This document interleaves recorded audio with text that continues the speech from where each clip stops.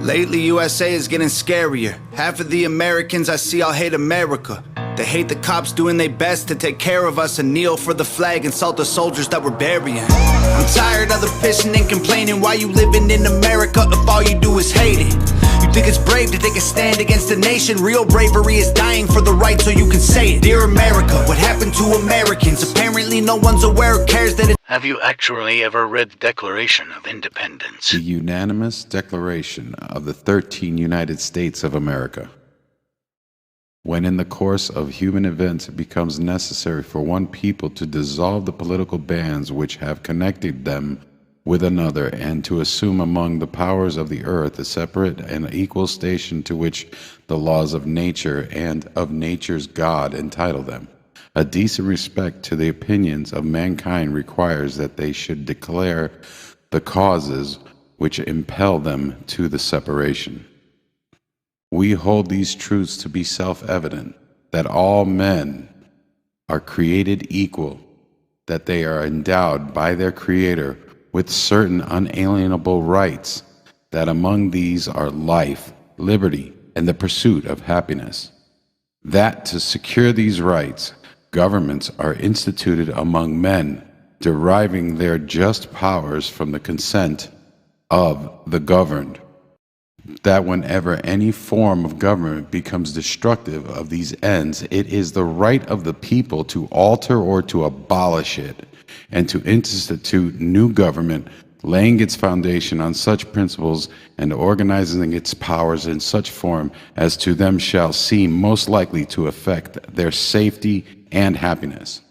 Prudence indeed will dictate that governments long established should not be changed for light and transient causes, and accordingly all experience hath shown that mankind are more disposed to suffer while evils are sufferable than the right themselves by abolishing the forms to which they are accustomed.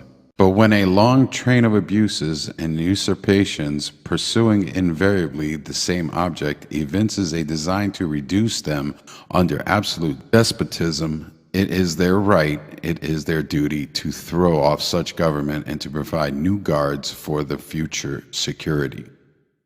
Such has been the patient sufferance of these colonies, and such is now the necessity which constrains them to alter their former systems of government. The history of the present King of Great Britain is a history of repealed injuries and usurpations, all having in direct object the establishment of an absolute tyranny over the states. To prove this, let facts be submitted to a candid world. He has refused his assent to laws the most wholesome and necessary for the public good. He has forbidden his governors to pass laws of immediate and pressing importance unless suspended in their operation till his assent should be obtained, and when so suspended, he has utterly neglected to attend them.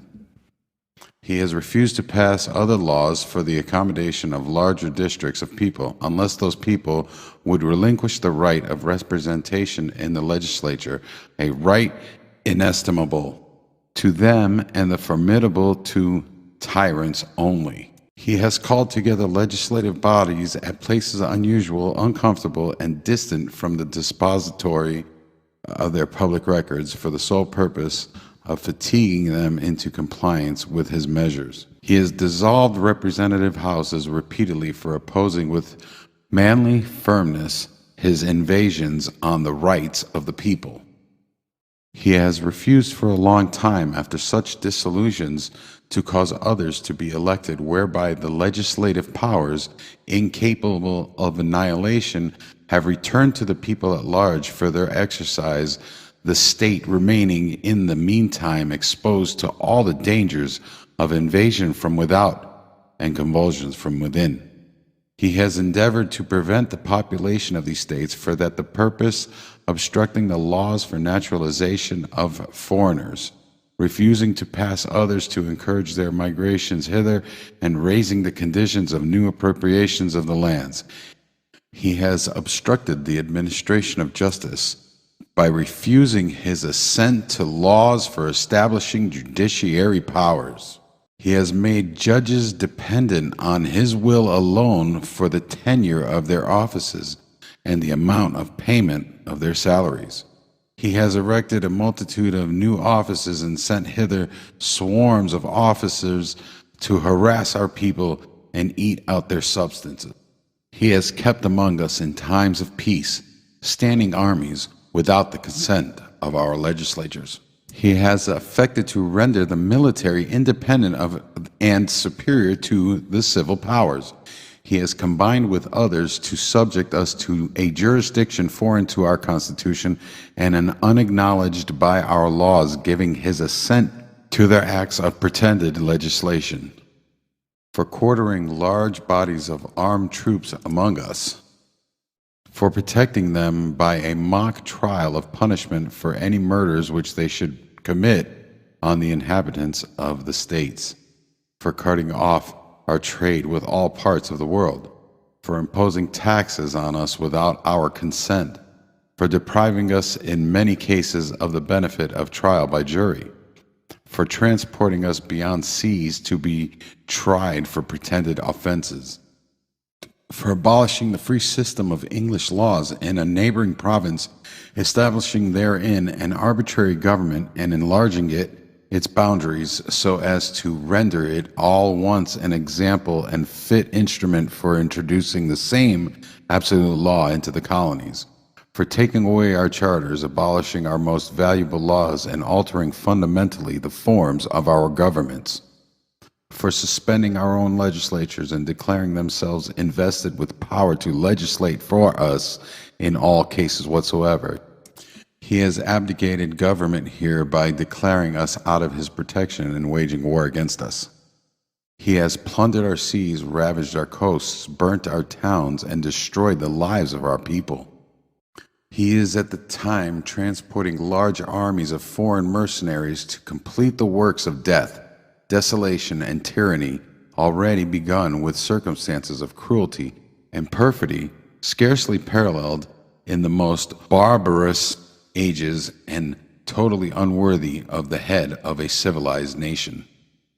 He has constrained our fellow citizens taken captive on the high seas to bear arms against their country, to become the executioners of their friends and brethren, or to fall themselves by their hands. He has exiled domestic insurrections amongst us and has endeavored to bring on the inhabitants of our frontiers the merciless Indian savages whose known rule of warfare is an undistinguishable destruction for all ages, sexes, and conditions. In every stage of these oppressions, we have petitioned for redress in the most humble terms. Our repeated petitions have been answered only by repeated injury. A prince whose character is thus marked by every act which may define a tyrant is unfit to be the ruler of the free people. Nor have we been wanting in attentions to our British brethren. We have warned them from time to time of attempts by their legislature to extend an unwarrantable jurisdiction over us. We have reminded them of the circumstances of our emigration and settlement here. We have appealed to their native justice and magnanimity, and we have conjured them by the lies of our common kindred to disavow these usurpations, which would inevitably interrupt our connections and correspondence. They too have been deaf to the voice of justice and of consanguinity. We must therefore acquiesce in the necessity which denounces our separation, and hold them, as we hold the rest of mankind, enemies in war, in peace friends. We therefore, the representatives of the United States of America in General Congress, assembled, appealing to the Supreme Judge of the world for the rectitude of our intentions, do in the name and by authority of the good people of these colonies solemnly publish and declare that these united colonies are and of right ought to be free and independent states, that they are absolved from all allegiance to the British Crown, and that all political connections between them and the state of Great Britain is and ought to be totally dissolved, and that as free and independent states they have full power to levy war, conclude peace, contract alliances, establish commerce, and to do all other acts and things which independent states may of right do, and for the support of this. Have you actually ever read the Bill of Rights?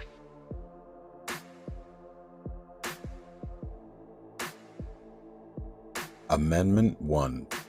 Congress shall make no law respecting an establishment of religion, or prohibiting the free exercise thereof, or abridging the freedom of speech, or of the press, or the right of the people, peaceably to assemble and to petition the government for a redress of grievances.